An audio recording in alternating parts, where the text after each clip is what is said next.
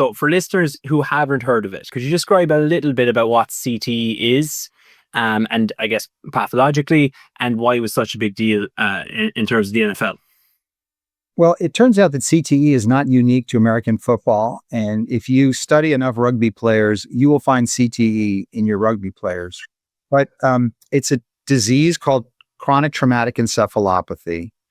And it really was first described in boxers who get punch drunk when they get hit in the head enough times. And if you sustain repetitive head injury over a long period of time caused by anything, whether it's American football, rugby, whether you're in the military and it's blasts, or you're flying, jets and your head's getting whipped back and forth, we found now that CTE could be caused by a number of different things, even potentially heading soccer balls repeatedly, that over a career, and it has to happen over decades, you start to develop deposits of protein in the brain that will affect your cognitive abilities, and you become depressed and emotionally labile. For boxing, a lot of these boxers will develop movement trouble, shaking, almost Parkinsonian-like symptoms.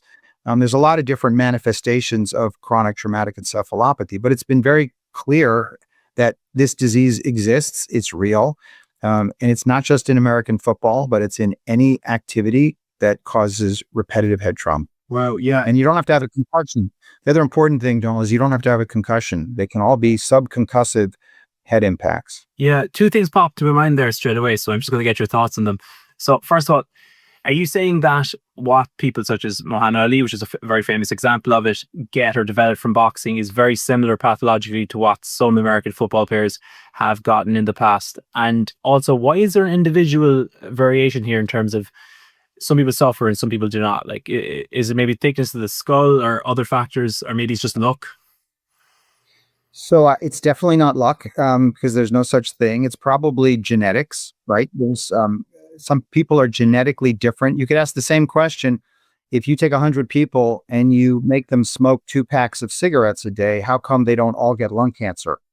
And the answer is because some people are more predisposed or susceptible because of the way their bodies are built. Not every disease manifests itself 100% in people who expose themselves to the risk factors for that disease. And the same is true of head trauma. So the problem is we have no way of testing it when you're alive to know if you have CTE or not. And we have no way of telling who has a predisposition to contracting CTE and who doesn't.